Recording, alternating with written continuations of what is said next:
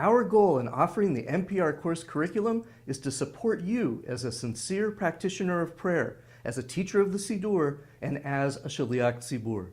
We follow the approach of the book. We concern ourselves with what goes on in the heart of the praying person, and we ask our students and congregants to take responsibility for their prayer lives.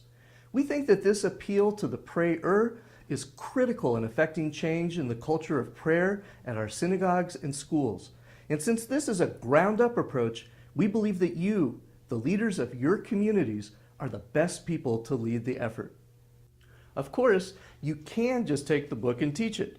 Many of you have, and the feedback I get is gratifying. So why this curriculum? Here's what you get by offering the Making Prayer Real course in your community. We've learned a lot since the book was published and from piloting the course. The course curriculum reflects a concentrated and focused approach to learning prayer. We expose the students to a wide range of spiritual practices, but it's not a buffet. We teach a path with a lot of latitude for individual preference, but nevertheless a path where all the pieces connect and the sum is greater than the parts.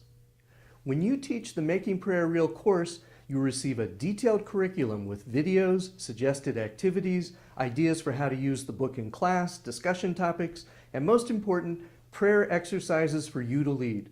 And we know that no one knows your community like you do. We hope that you will tweak the material to best fit the needs of your students.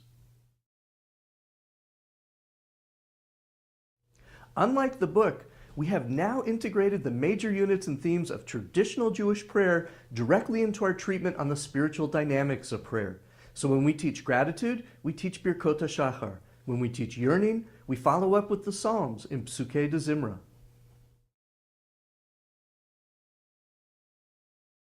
The curriculum is based on videos like this one and videos that feature the wisdom of the contributors to the book who have been interviewed again, especially for this course. So when it comes to teaching the major ideas and topics, we do the heavy lifting, and the use of video creates an interesting dynamic. You are not put in the position of having to defend every idea presented in the course, and that can lead to even more fruitful discussions with your class as you take the position of fellow spiritual seeker and critical learner rather than defender of this or that part of the subject matter. One of the obstacles of teaching heartfelt, sincere prayer is that many people are not used to discussing matters of the heart. Making Prayer Real introduces and legitimizes the use of words like yearning and heart opening and awareness. Watching a video that uses spiritual vocabulary gives students permission to use those words, and seeing the role models on the screen encourages people to speak about their inner lives. No less than anyone else, Jewish professionals need personal time and space to renew and enliven their practice of prayer. The support of a community of like-minded, spiritually seeking colleagues greatly aids the process, and that's what happens in the practice circles. For many, the NPR course curriculum reinforces ideas and practices we already hold regarding prayer. In that case, the training is an opportunity to deepen our practice. For those to whom the approach and the practices are largely new and different, the training and practice circle allow for personal experimentation and growth in a safe, stimulating chavruta of teachers and colleagues. The practice circle format is also a good one because as rabbis, cantors, and educators, each of us has a good deal of experience and insight with prayer. We all have what to learn from each other, and we all have what to teach each other. The practice circles enable us to do both.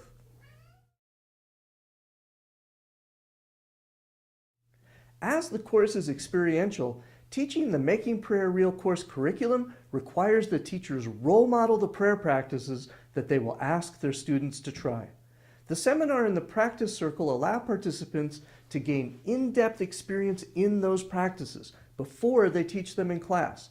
You will walk your talk in the eyes of your students, and more important, in your own eyes.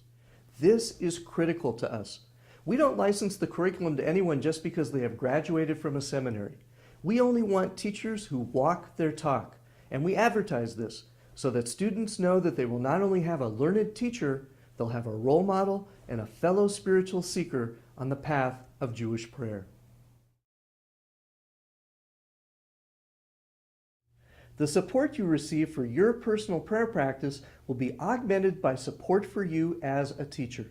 In addition to the curriculum and the videos, you'll be in touch with myself and Rabbi Rex Perlmutter, the authors of the curriculum, as part of the practice circles.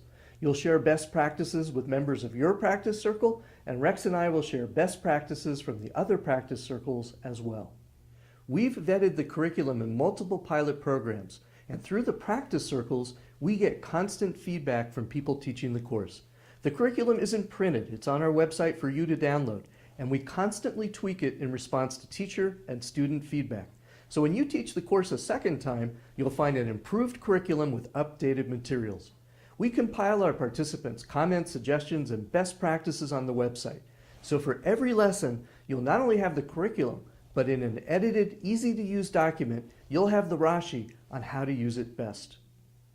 You can check out samples of our videos and sample lesson plans on the course page.